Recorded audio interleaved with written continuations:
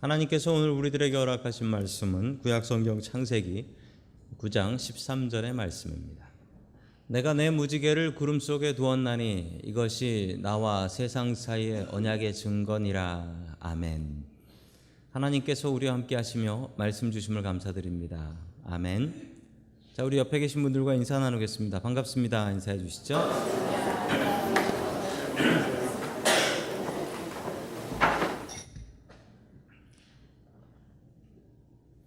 오늘 영원한 약속을 붙잡으라라는 제목을 가지고 하나님의 말씀을 증거하겠습니다.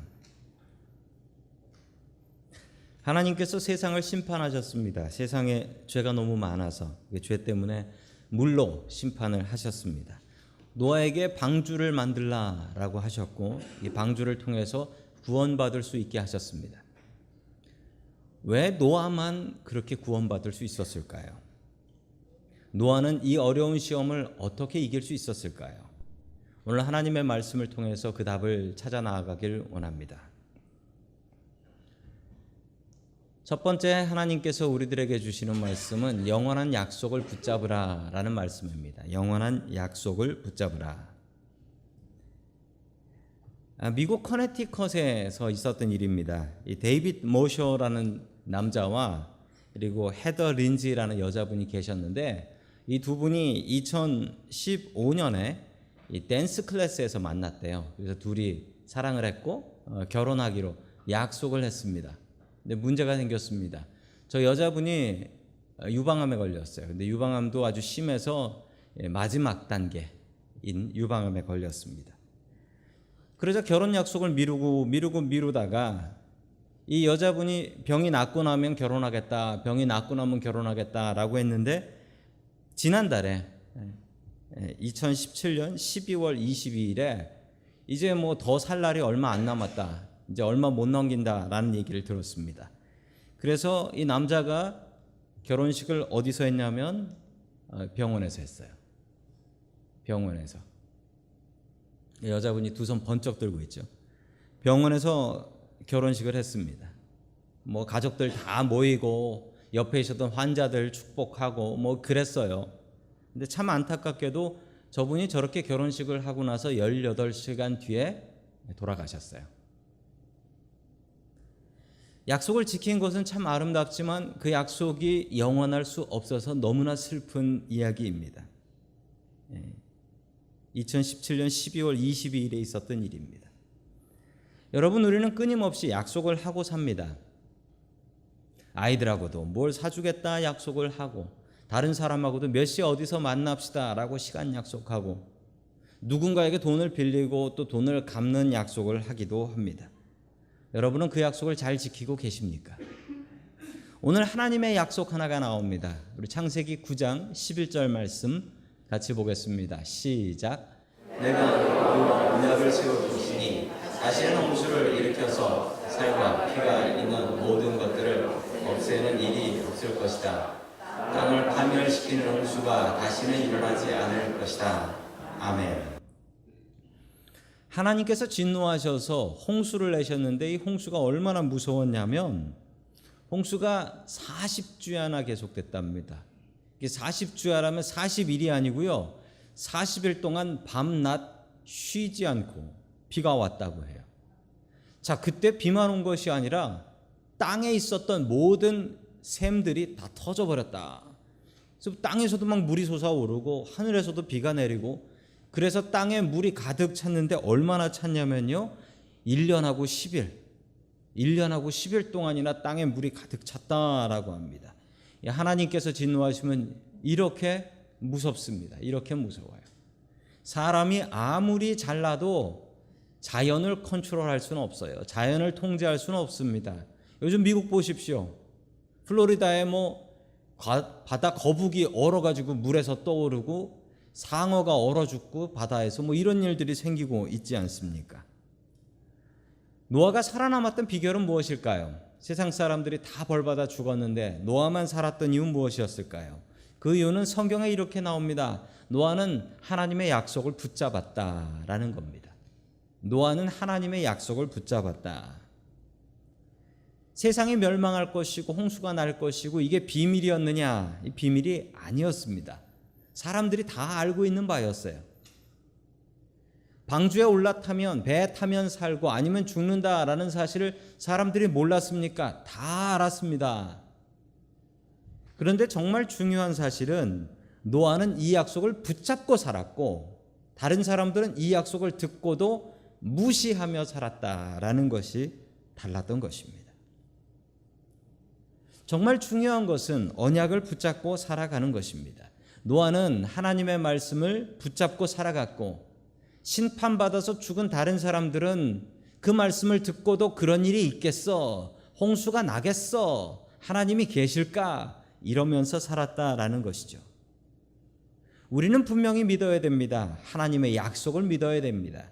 노아처럼 하나님의 약속을 제대로 붙잡고 살아가는 저와 여러분들 될 수 있기를 주님의 이름으로 간절히 축원합니다. 아멘. 그리고 하나님께서 약속으로 증거를 하나 내려주셨습니다. 그게 창세기 9장 13절에 나옵니다. 같이 봅니다. 시작. 바로 무지개이다. 내가 무지개를 구름 속에 둘 터이니 이것이 나와 땅 사이에 세우는 언약의 표가 될 것이다. 아멘. 얼마 전에 나왔던 그 영화 노아라는 영화가 있었습니다. 이 노아라는 영화가 사람들이 논쟁거리였습니다. 왜냐하면 이게 성경적이냐 아니냐, 이게 성경에 나오지 않은 얘기들이 너무 많다, 상상력이 너무 많다라는 것이었습니다. 저도 영화를 봤더니 정말 상상을 많이 했더라고요. 그런데 그 중에 쓸만한 상상도 있었습니다. 제가 그 영화를 보면서 참 많이 은혜를 받았던 내용이 있었는데 그건 무엇이었냐면 노아가 사람이었다는 것이었습니다. 그럼 노아가 사람이지 하나님입니까? 우리가 성경을 보면서 성경에 나오는 사람들인데 그 사람들을 사람으로 여기지 않을 때가 있습니다. 아이, 성경에 나온 사람이잖아. 이건 우리랑 달라. 이건 사람이 아니야. 이런 생각으로 봐요. 그렇지만 우리가 분명히 알아야 될 사실 하나는 노아도 사람이었다는 사실입니다. 노아도 괴로웠고 다른 사람들이 무시하고 따돌릴 때 괴로웠고 그리고 사방에 홍수가 나서 사람들이 다 죽어가는 것을 눈으로 봐야 되고 그 사람들의 시신들이 물 위에 떠올랐을 때 노아는 무슨 생각을 했을까요? 노아는 괴로웠을 것입니다. 병 중에 이런 병이 있습니다. 외상후 스트레스라는 병이 있습니다. 외상후 스트레스. 이 병이 뭐냐면 아주 대단한 충격을 받았을 때 그 이후에 그 충격 때문에 정상적인 생활을 못하는 것을 이 외상후 스트레스라는 병이라고 합니다. 노아는 아마도 이 홍수가 난 뒤에 비가 오면 어떤 마음이 들었을까요? 비가 오신다라고 했을까요? 하나님께서 또 진노하셔서 세상을 심판하시나? 이제 우리 가족도 다 죽는 건가? 이런 두려움에 떨었을까요? 아마도 노아는 이런 두려움에 떨었을 것 같습니다. 그래서 하나님께서 노아에게 증거를 보여주셨습니다. 그것은 바로 아름다운 무지개였습니다. 비와는 반대되는 정말 아름다운 무지개. 비가 오고 나면 그리고 햇볕이 나면 무지개가 뜨지 않습니까? 비하고 무지개가 여러분 어울려 보이세요? 전혀 어울려 보이지 않습니다. 그런데 하나님께서 무지개를 주셨습니다. 그 무지개는 다시는 너희들을 물로 심판하지 않을 것이니 걱정하지 말아라 라는 것이었습니다. 종종 겨울에 교회를 오다 보면 저는 이제 공항 쪽에 살고 있기 때문에 거기서 차를 타고 이렇게 올라오다 보면 그 사우스 샌프란시스코 언덕에 비가 그치면서 아름다운 무지개가 걸립니다. 거기에만 무지개가 걸리는 게 아니라 차가 달려가면서 차가 이제 바퀴에서 물이 튀잖아요.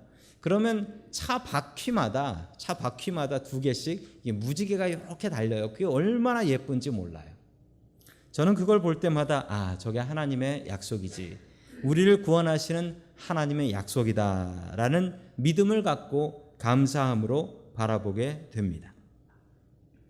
사람은 변합니다. 사람의 약속은 변합니다. 사람은 좀 변해야 될 때도 있습니다. 저 사람은 변해야 될 게 있다. 저 고집, 나쁜 성품은 변해야 된다. 근데 보통 그 사람의 고집이나 나쁜 성품은 한결같이 나가고 했던 약속은 잘 안 지키는 경우가 너무나 흔하죠. 결혼할 때 남자들이 여자들한테 하는 엉뚱한 약속 하나가 있습니다. 여러분들은 무슨 약속 하셨나요? 엉뚱한 약속 중에 하나가 남자들 이런 약속 왜 하는지 모르겠는데 손에 물 안 묻히게 해주겠다라는 얘기입니다. 이거는 말이 안 돼요. 그럼 세수는 어떻게 하겠다는 거예요? 접시물에 코를 박고 세수를 하겠다는 겁니까? 이건 말이 안 되는데 이런 사탕발림에 넘어가셔서 고생하시는 분도 이 중에는 계실 줄로 믿습니다. 사람의 약속은 변합니다. 그러나 하나님의 약속은 변하지 않습니다.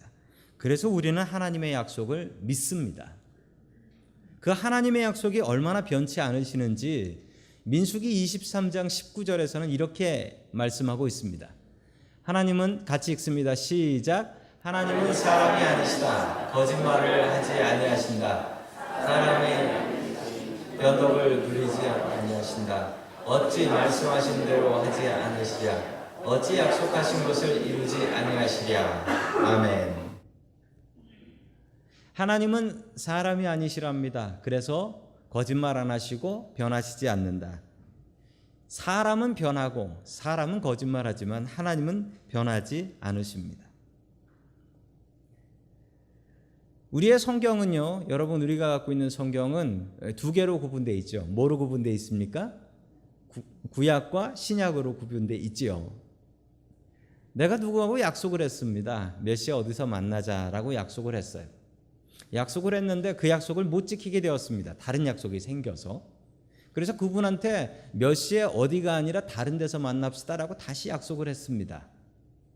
그러면 그 사람은 옛날 약속했던 그 시간에 그 자리에 가면 저를 만날 수 있습니까? 없습니까? 못 만나죠. 새 약속을 했으니까 새 약속을 지켜야죠. 우리 성경은 다릅니다. 성경은 옛날 약속, 새 약속이 있습니다. 구약은 옛날 약속, 신약은 새 약속입니다. 옛날 약속, 새 약속이 있는데 보니까 옛날 약속이 훨씬 더 많네. 새 약속이 나왔으면 옛날 약속은 버려야지 왜 옛날 약속도 이렇게 책으로 만들어 놨습니까? 그 이유가 무엇일까요? 하나님의 약속은 옛날 약속이나 새 약속이나 변하지 않습니다. 그래서 우리는 성경을 믿습니다. 우리는 지금 창세기를 보고 있는데 이건 수천 년 전 우리가 알지 못하는 곳에서 일어난 일입니다. 이 말씀을 왜 알아야 합니까? 옛날 약속이지만 그 약속은 변하지 않기 때문에 그렇습니다. 올해도 세상은 참 많이 변하고 세상은 많이 흔들릴 것입니다. 흔들리는 버스에 타서 넘어지지 않는 방법은 흔들리지 않는 것을 붙잡는 것입니다. 흔들리는 세상 가운데 우리가 붙잡아야 될 것은 무엇입니까? 영원하신 하나님의 약속입니다. 영원하신 하나님의 약속을 굳게 붙잡고 살아가는 올해 한 해가 될 수 있기를 주의 이름으로 간절히 축원합니다. 아멘. 두 번째, 하나님께서 우리들에게 주시는 말씀은 소문내지 말라라는 말씀입니다. 소문내지 말라.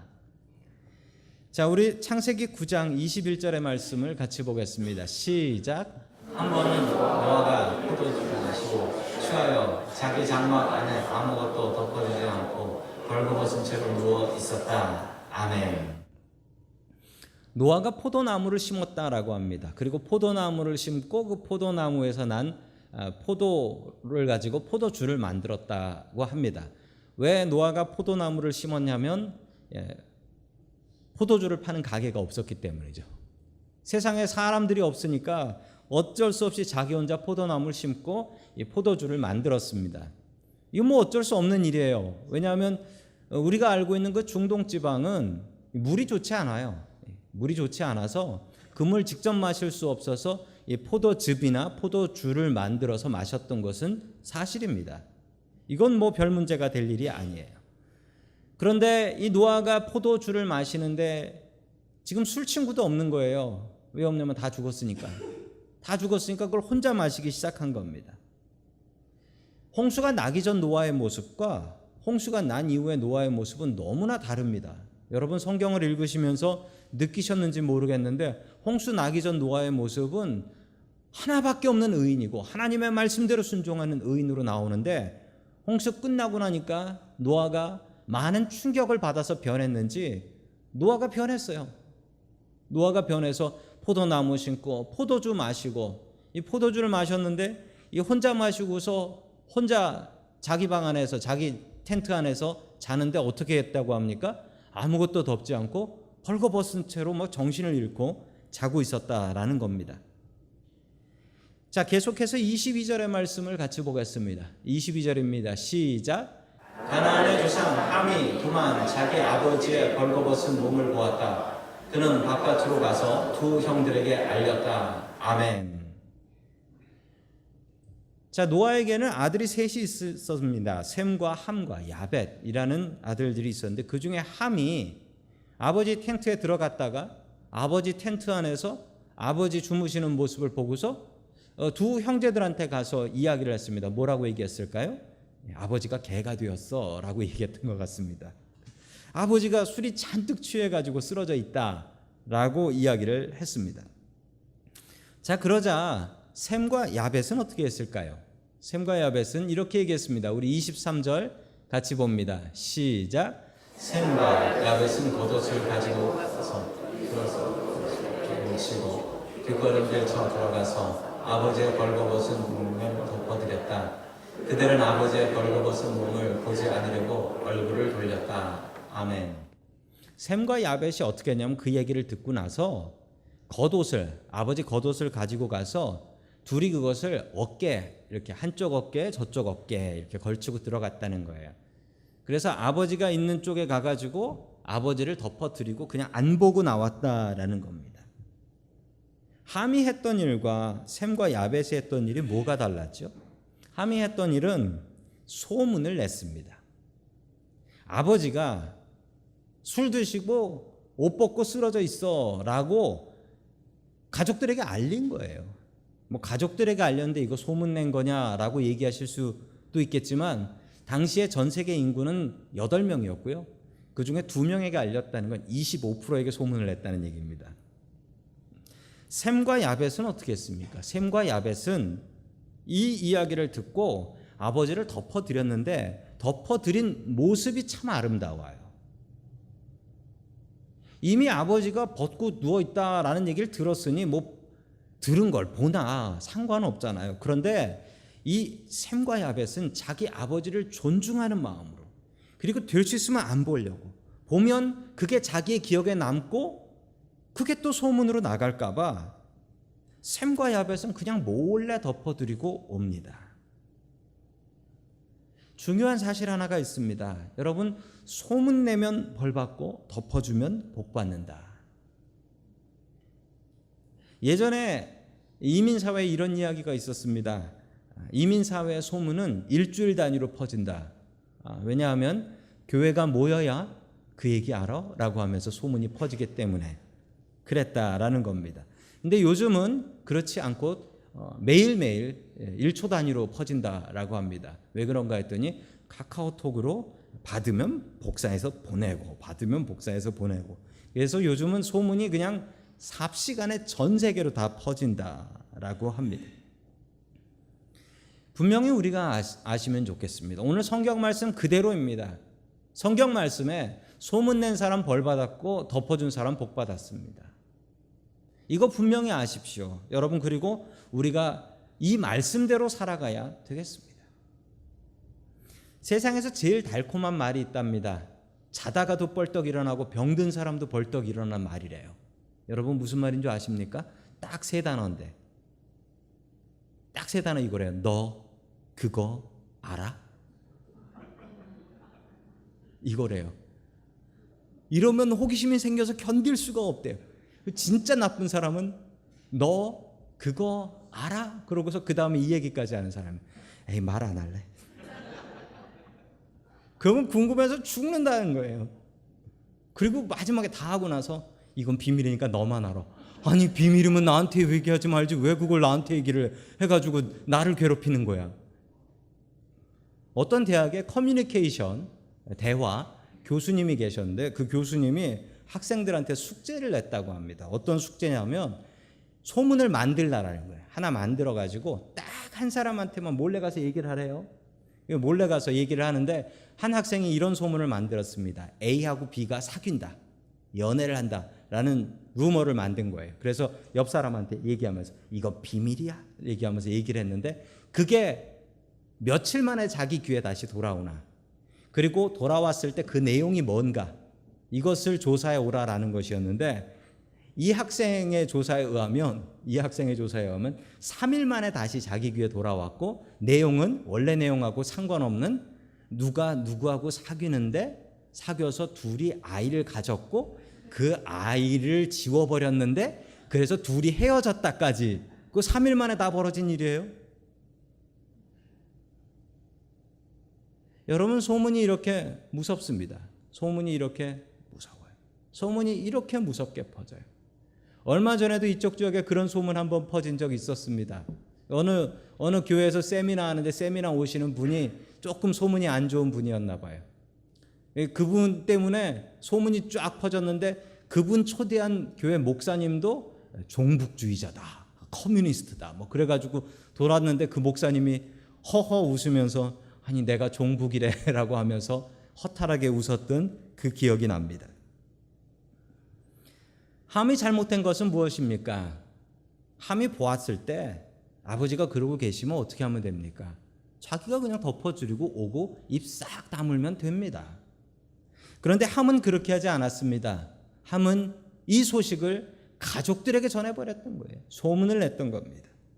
소문 내지 말고 덮어주십시오. 오늘 성경 말씀 그대로입니다. 덮어주면 복받고 소문내면 안 좋은 일이 있습니다. 소문내지 말고 덮어주며 살아갈 수 있는 저와 여러분들 될 수 있기를 주님의 이름으로 간절히 축원합니다. 아멘. 세 번째, 마지막으로 하나님께서 우리들에게 주시는 말씀은 저주하지 말라라는 말씀입니다. 저주하지 말라.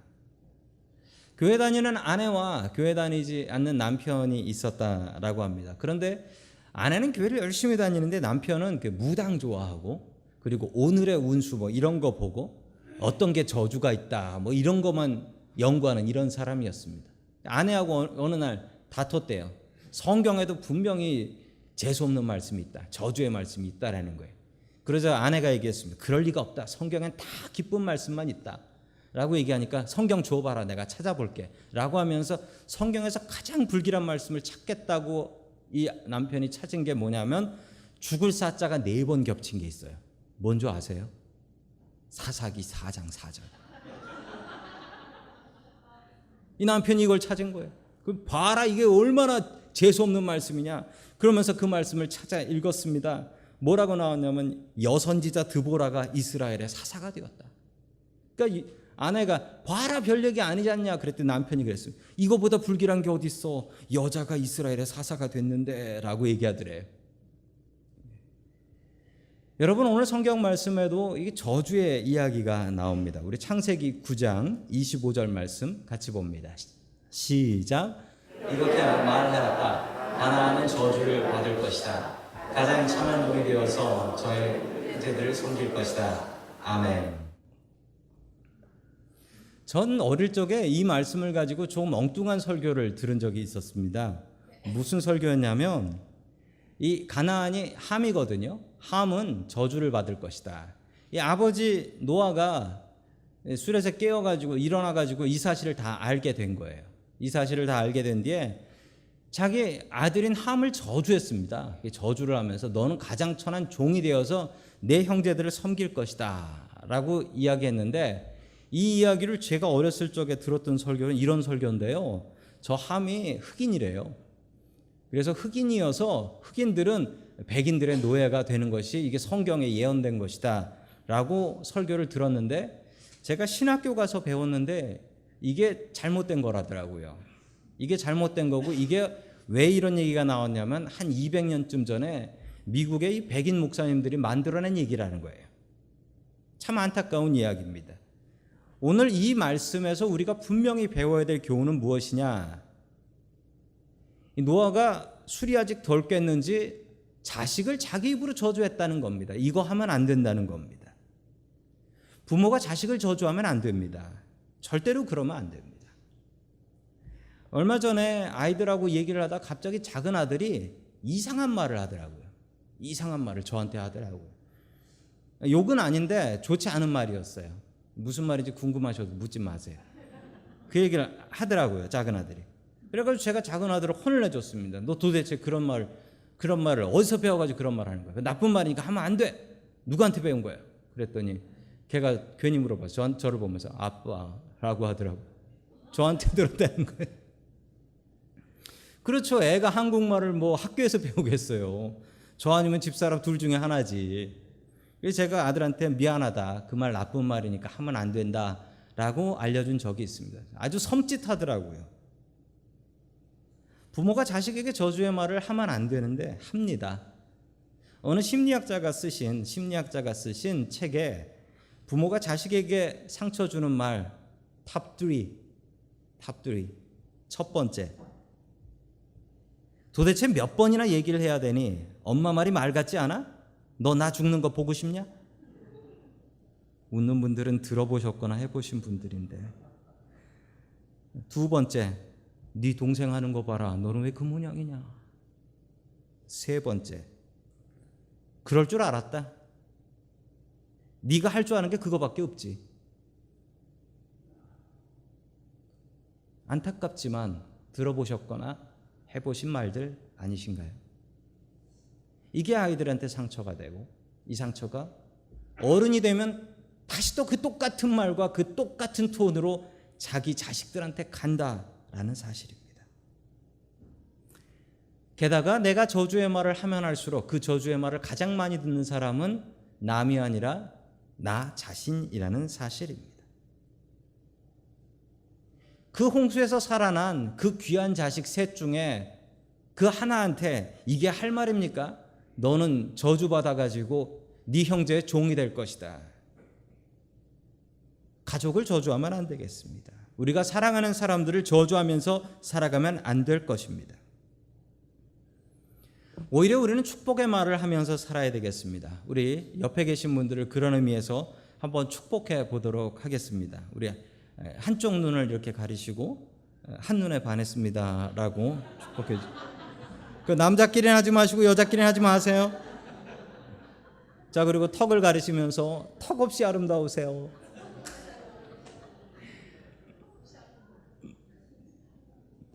밥맛이 없으시더라도 순종하는 자에게 복이 있습니다. 계속해서 우리 잠언 18장 21절 말씀 같이 보겠습니다. 시작. 죽고 사는 것이 혀의 힘을 달렸으니 혀를 잘 쓰는 사람은 그 열매를 먹는다. 아멘. 사람이 무엇을 먹고 사느냐? 자기 혀의 열매를 먹고 산다라고 합니다. 정말 맞는 이야기 같습니다. 그 사람이 어떻게 평가받고 사느냐? 그 사람 하는 말대로 평가받는 거죠. 그 사람은 말이 거칠어. 그 사람은 말이 고와. 사람을 평가할 때 그 사람의 말로 평가합니다. 내가 무엇을 먹고 사느냐고요? 내 혀의 열매, 내 입의 열매를 먹고 산다라는 것입니다. 여러분, 저주를 먹고 살고 싶으십니까? 축복을 먹고 살고 싶으십니까? 축복 먹고 살고 싶으시면 우리들의 입에서 축복이 떠나면 안 되겠습니다. 새해가 밝았습니다. 새해가 밝았다고 바뀐 게 뭐가 있겠습니까? 여러분, 우리의 말이 바뀌어야 되겠습니다. 우리의 말이 축복의 말로 가득할 수 있기를 주님의 이름으로 간절히 축원합니다. 아멘.